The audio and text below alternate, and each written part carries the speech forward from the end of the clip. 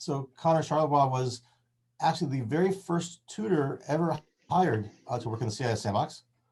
And at that time, we were trying to figure out what to name the place.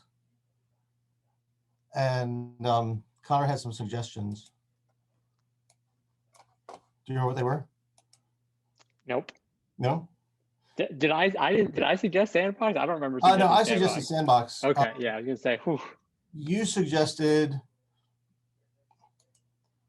mother of all technology-related inspiration and experimentation.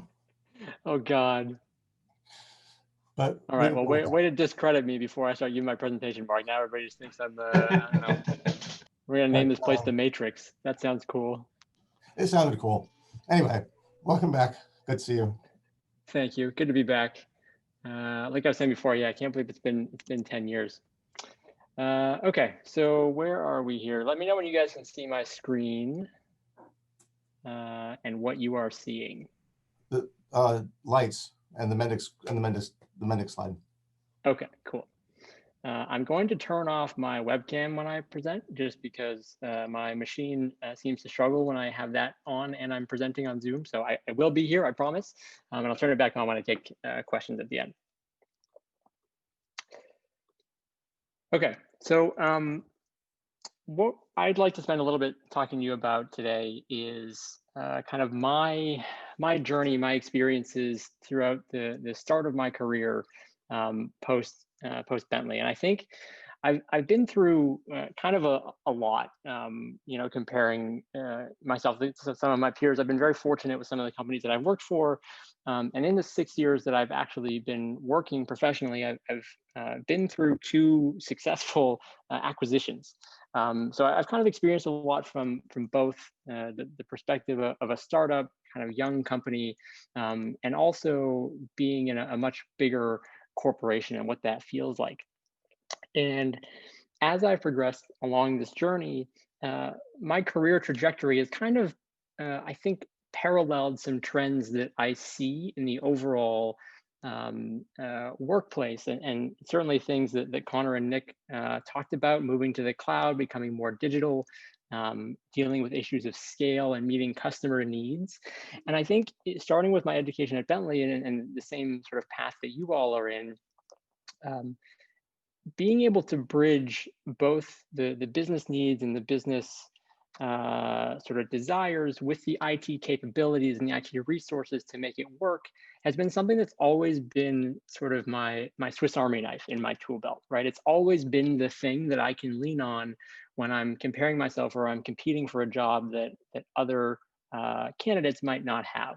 And I think that capability that ability to bridge business and IT is something that's really unique to students who come out of Bentley, whether you're a CIS major or not. So just quickly, my name is Connor Charlebois. I am a tech lead at Mendix. I've been with Mendix for just about 4 years now, just over 4 years. And before that, I worked at a small company, which we'll get into a little bit, and then kind of went through some acquisitions. But we'll get through that in a minute. Where I want to start is when we think about business and IT, the sort of traditional viewpoint of how business and IT relate is kind of what you see on the screen here, right? They used to be kind of very separate and divided practices, where business would have needs that IT would need to deliver, and then IT would provide capabilities that then the business could use to achieve its goals, right? And over the past, dozen years or so, we've seen this relationship change a little bit, where business and IT become closer together, right? And business needs are now driving or sort of determining IT decisions and decisions to be made, and IT capabilities are in turn driving new business opportunities and new ventures, right? This relationship is symbiotic now. So where I found myself and where you all find yourself, again, whether you're in IT 101 and you're just kind of learning about how technology systems can support the business, or if you're a CIS major or a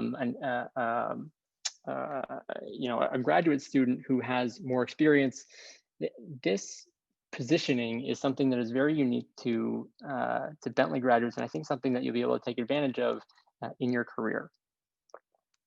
So, like I said, I started my career interning at a company called Neolane. And most of you have probably not heard of Neolane. It started as a French company, and it was a company that sold a marketing automation tool. And marketing was one of the first sort of areas of business or focus areas of a business that was able to transform when more tools became digital. It was kind of one of the first areas of a business to take advantage of the cloud. So what Neolane did in the software that we sold was called marketing automation software. So it would allow someone who is non-technical, so think about a marketer who typically designs advertising campaigns or email campaigns or direct mail campaigns, to go ahead and actually model out a marketing campaign using a visual language like this, and actually have that campaign be executed, right? So in this case, you can think about, every 2 days, I'm going to see if there are customers who have opted into an email. And if they have, I'm going to send them an email, and then I'm going to wait 2 days. And if they have clicked or opened an image in that email, I'm going to take some sort of follow-up action, right? And you don't need to be super technical. You don't need to know how to code. You don't need to know how to program to design and execute this, which is actually a pretty sophisticated workflow under the covers, right? There's some automation that's here, and there's some new, what I would call business capabilities that are now accessible and addressable because of this shift to automation that has been driven by IT, right? And being able, one of the first things that I did with this company, that I worked with our customers to help them design these sort of flows. So right away out of Bentley, being able to translate the needs of a marketer who would come onto our platform into this sequence of steps, which is, a fairly sophisticated thing to do. It's kind of programming, right? We're modeling out a process. Being able to translate those business needs into the IT steps that needed to be accomplished was valuable to me right away. And as it turns out, that tool, that Neolane tool, was valuable to more than just me. It was valuable to a little company you might have heard of called Adobe.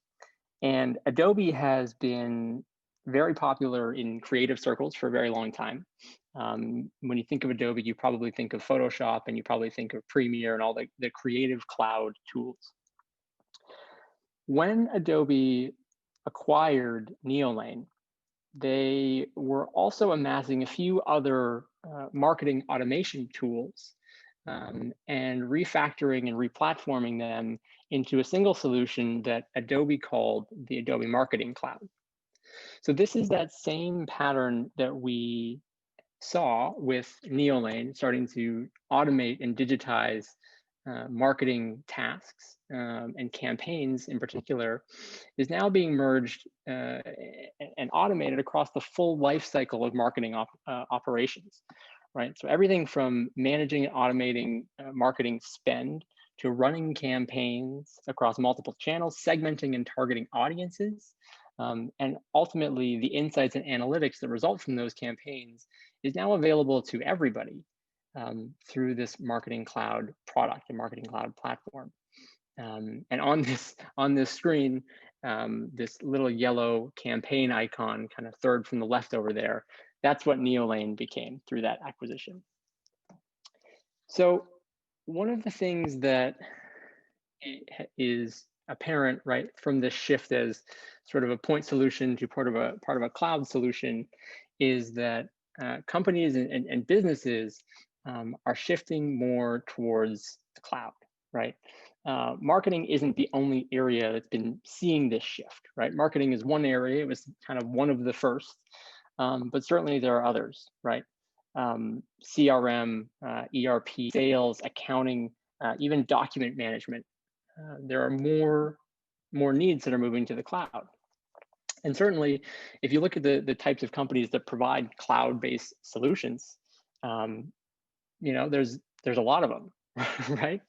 Some of you are maybe more familiar with some technologies that are on this slide than others, but everybody is marketing their cloud.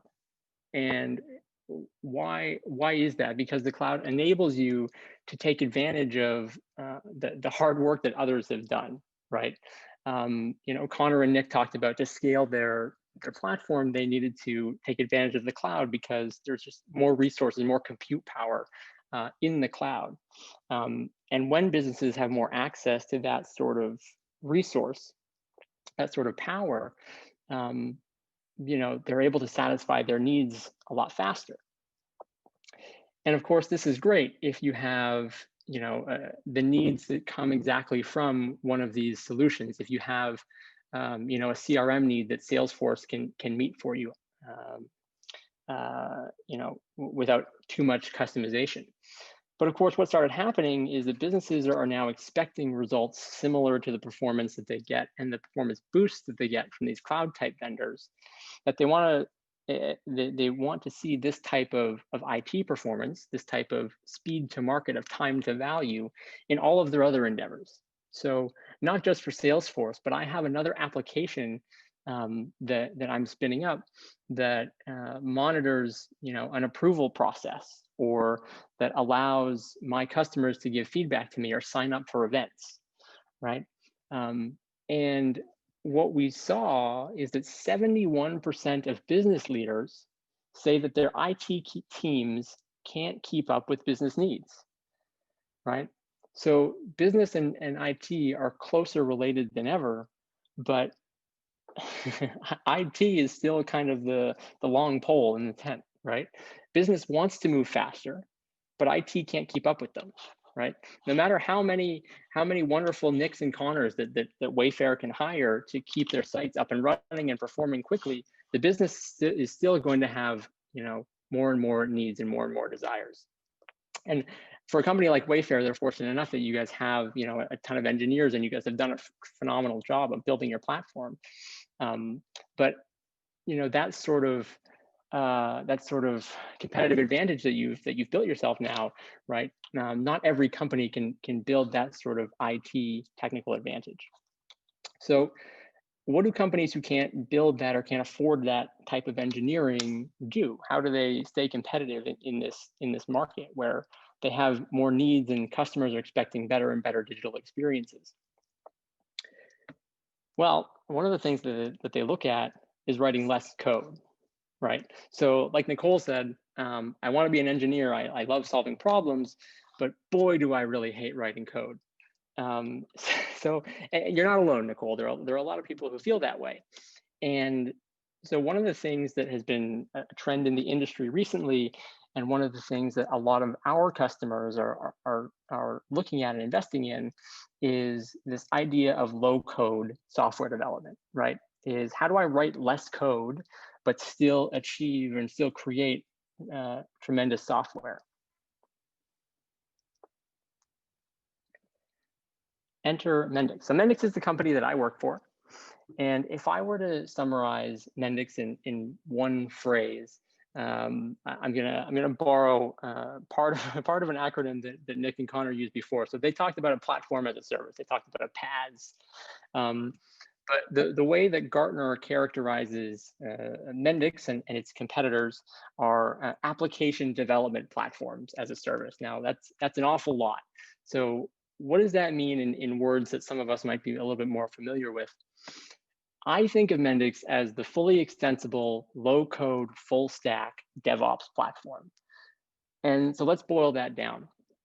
I'm going to start kind of at the bottom left here, so full stack. So with Mendix, you can build a web or native application all the way from the database and the data model through the logic layer to the client to the presentation layer. So you build your own pages, you build your own logic, you build your own database, all in one IDE, right? So you don't need to learn necessarily SQL, you don't need to learn Java, you don't need to learn JavaScript, and you don't need to have an understanding of HTML to build a full stack web application anymore. With Mendix, you can do it all in one technology, in one language, right? One set of tools. Now, of course, that's great. And there are many full stack platforms or full stack technologies and frameworks that are already based in something like JavaScript, right? So the real advantage of a tool like Mendix is that it's low code. So not only can you do all that in one language, but that language is visual. That language doesn't rely on you understanding syntax or even having a very, very deep programming background. Having a programming background certainly helps. Of course it does. It's another skill, but you don't need it, right? And there's not as big of a barrier to entry here. And of course, for the folks who would rather write code and enjoy writing code and optimizing the code on top of what a low code platform delivers, the Mendix platform is extensible, which means you can add your own code extensions where you see fit. You can always write Java or JavaScript to make the platform more performant. And of course, Nick and Connor talked about the importance of agile and iteration and a DevOps culture, and Mendix supports that too, right? So our platform is more than just an IDE. It's a platform in which you can certainly build and test and deploy your application, but also gather feedback, monitor, and plan upcoming releases. So Mendix is a tool that acts in every step of the software development lifecycle, from capturing requirements to planning, to actually doing the development, deploying it and monitoring it, and ultimately capturing feedback from your users. And ironically, the technology, the look and feel of the tool that we're using to build these sorts of applications, is still the building flowcharts. it's still not that much different than the tools that I used when I started my career as an intern, when I was building out marketing campaigns.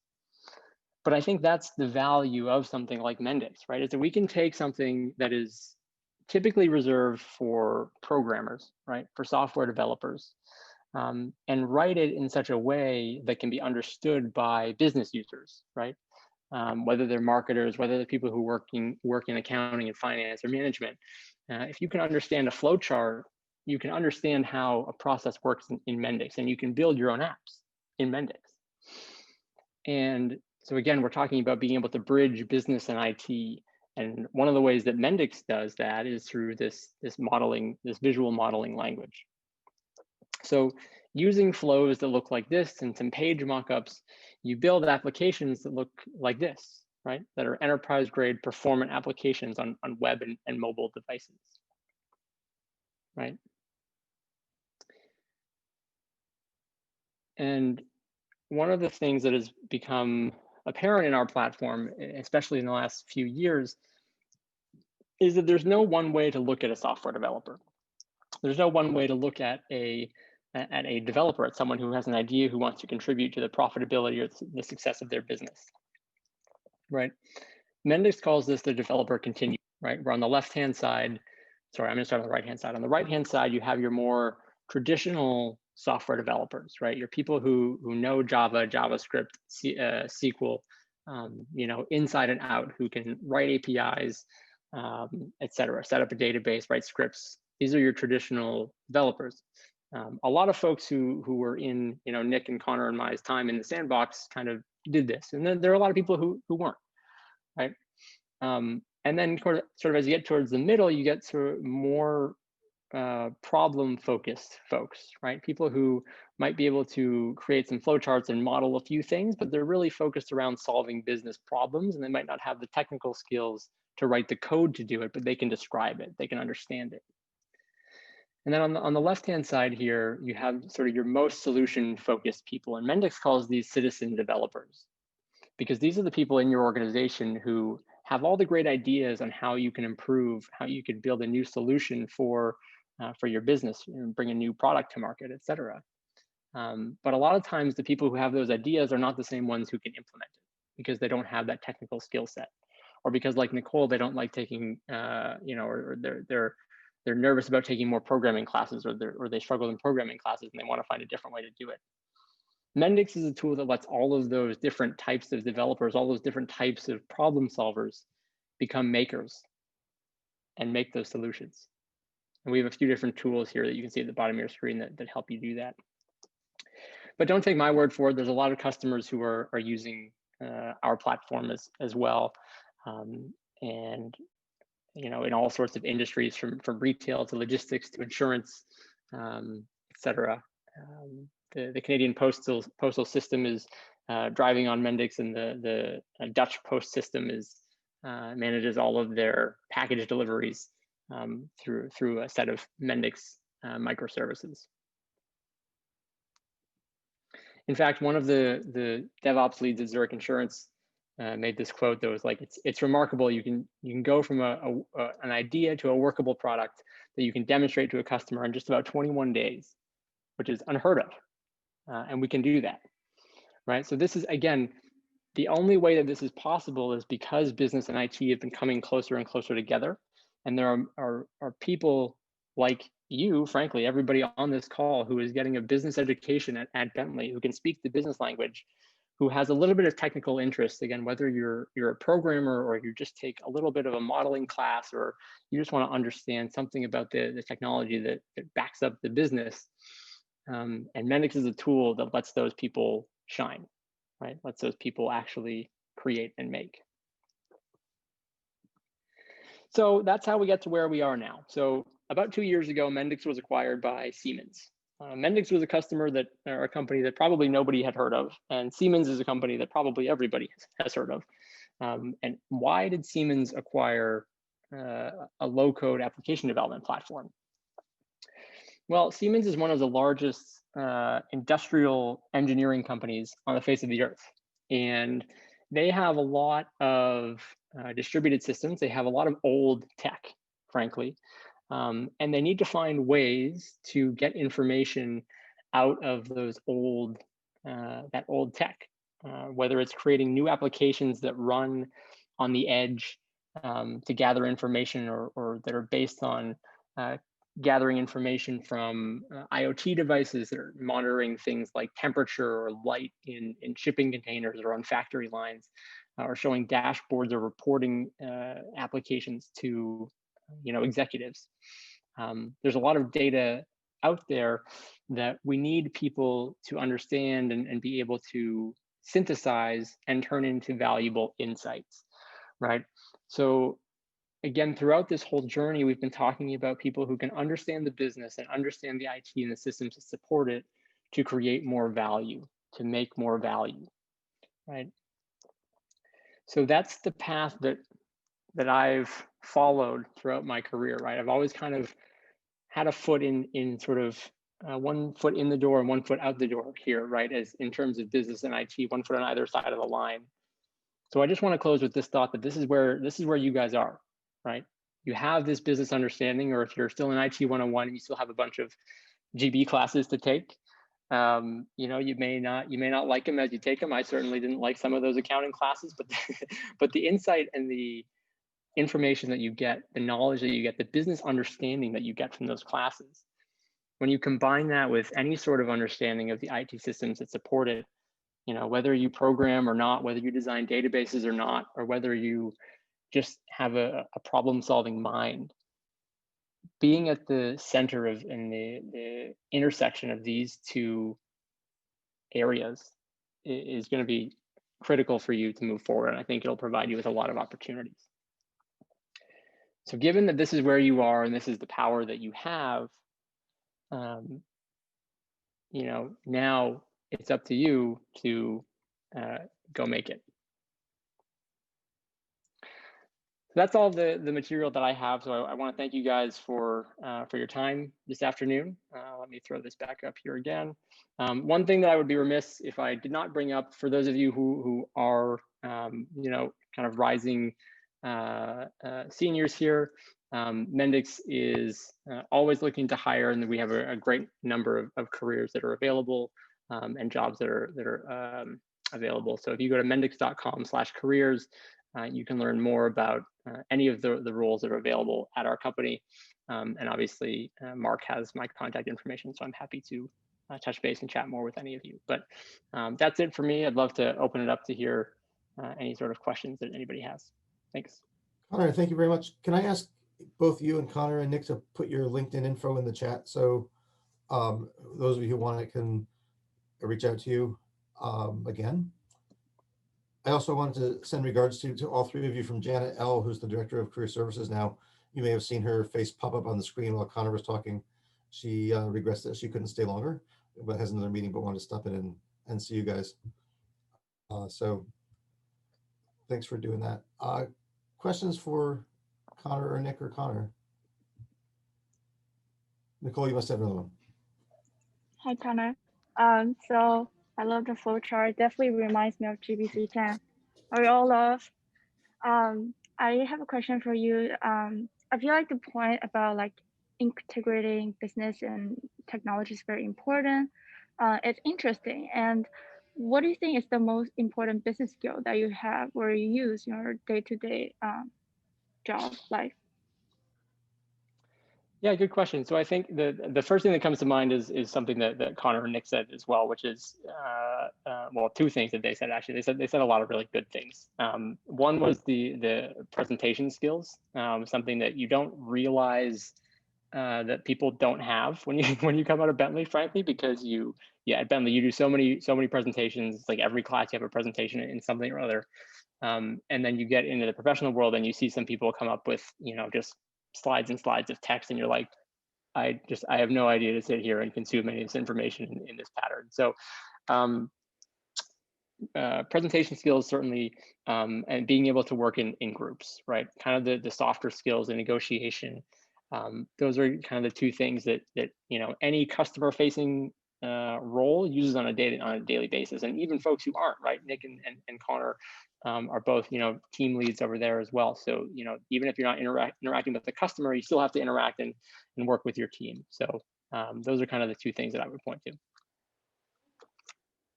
Thank you. Sure. Hayden, a question for you. Of the three people who spoke, do you see yourself doing anything like what any of them talked about in your future career? Or maybe the question I should ask is, what aspects of the careers that we learned about today do you see yourself doing, or might you see yourself doing? That's a question for any of you, actually.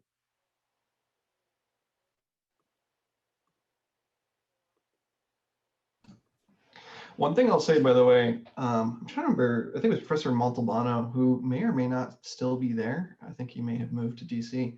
But I remember he was teaching a course, I think it was some sort of like general marketing GD course or something.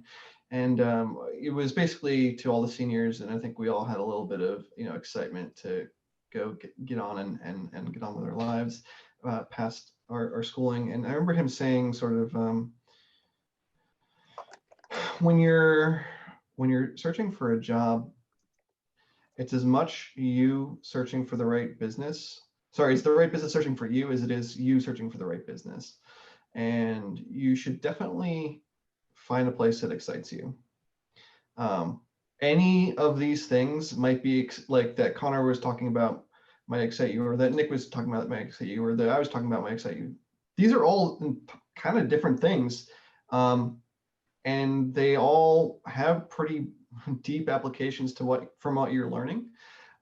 So think about sort of what are the kinds of things that you like to do, right? Do you like to be in front of customers? At the end, do you like to work with software engineers? Do you like to work with researchers? Do you like to work with people who build really cool, awesome, big physical things in factories?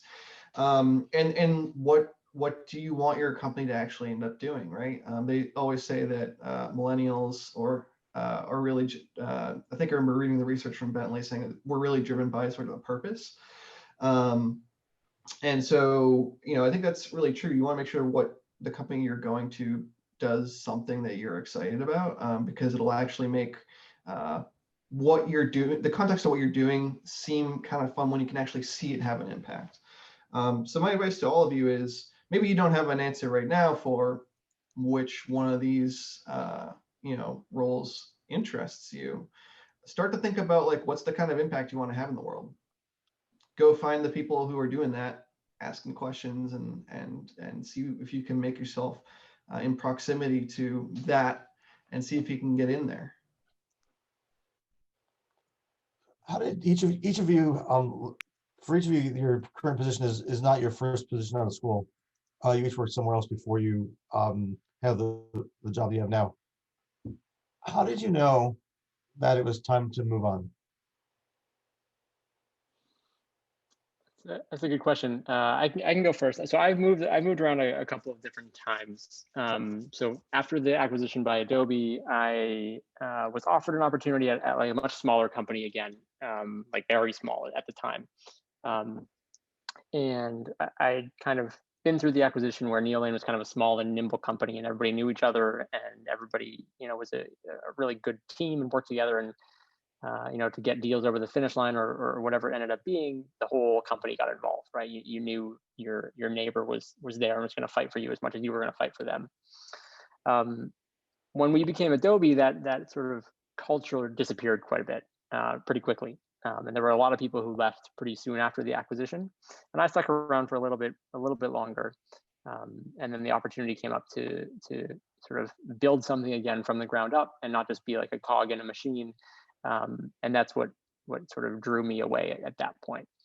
And then I think that sort of that opportunity to build something again at Mendix has just been tremendous, right? Where now it has grown and become more of the leadership role and that sort of thing, and being able to continue to tutor the new folks who join our team here and help them grow into great Mendix consultants has been really rewarding for me. So really the big thing for me was seeing the shift in culture, not feeling as valued, not feeling as important to the success of the company or the organization or the team. I can go next because for me, it tracks really similarly with Connor, what you said there. Obviously coming onto a team right out of school, having certain expectations be set, like, this is a senior developer that you're going to be working underneath. You're going to be writing Ruby on Rails, and it's going to be really exciting. You're writing custom software for this great company to use. It all sounded very great until I got there, and then, those people weren't there anymore. The people that were there were great. I worked with really great people at Athena Health. It's an excellent company. Go check it out after you look at everything at Wayfair and Mendix. The writing was sort of on the wall quickly after I started that this isn't quite what I was looking for. And the people that, after a few weeks, the people that I'm working with, while they're great and wonderful people, they're not doing the kind of work that I want to do. And at that point, I got the opportunity to look around with the company and start to see, what different roles are available there. I got to, through the connections on the team that I was on, got to talk to a bunch of different people around the company and think about, what is it I want to do? What do these different departments, different teams, what do they focus on? What do they do? And what aligns most closely with what I want to spend my time on? And ultimately, I didn't end up staying there. I ended up going somewhere else that sort of fit my ambition a little bit better. But that opportunity was super valuable, and also it was, you sort of just got to the point that it was obvious to me that this was no longer the place for me. Yeah, it's the same thing. I'd say like a good litmus test is when you feel like you've stopped learning, or alternatively, you're having to learn everything because you're suddenly you've fallen into the role of someone else. But yeah, I mean, I remember being in a role and just being like, I'm not learning anything. The work is kind of sporadic, and when it's happening, it's like, I could really take some extra time to go learn what I want to learn and go interview somewhere else. I mean, I think the thing to know is, right, we're kind of in a little bit of like a digital gold rush, and been out of the market for a while, right? So I'm not sure if it's as hot as it was when I was getting out there, but there's opportunities out there. Technology is disrupting almost every major industry. It is probably hard, in some cases, like some companies may not be hiring entry-level roles or whatever, but all it takes is one foot in the door, an entry-level role, be there for putting your time, learn what you can from that role, and then show the direction of where you want to go. And people, I think the thing about Bentley that really blows people away when they meet people who are from here is that like we are very driven people. We're excited about what we do. And if what you got into the career doing isn't where you want to go, you'll probably start down that track, show some initiative around that, and get your foot in the door in the right place. Thanks. I will tell you a story. I don't know if I told you this. You guys might remember Professor Robertson when he was here. So he was the one who hired me at Bentley full time. And he said to me when I started, promise me one thing. And that was, promise me that when you're bored, you go on and do something else. And I haven't been bored since. So thank you all for coming today. Thank you to Connor and Nick and Connor for sharing your stories with us. Next week, the series continues on November 4th with Avinash Prasad, who was actually at the Sandbox at the same time as you guys at the beginning. He's now working at Google in Cambridge, and he's going to talk about working at Google and the cloud, what it's all about. And also Alexa Stein, who graduated in 2019, and she's working at Rapid7, which is a software company, and she's going to talk about what it's like to be part of a rotational program to learn about all of a company's offerings. So those two are for next week. And then the week after that, we have Josh Goldenberg from Google in New York City talking about machine learning and AI. And then the week after that, Rashid Maser from Uber is going to talk about his work as an analyst at Uber. So that's the series for the fall. Thanks everybody for coming. The best part about it for me is seeing people I haven't seen for a long time. So and getting to share their stories with everybody who's here now. So thanks everybody for coming, and have a good afternoon.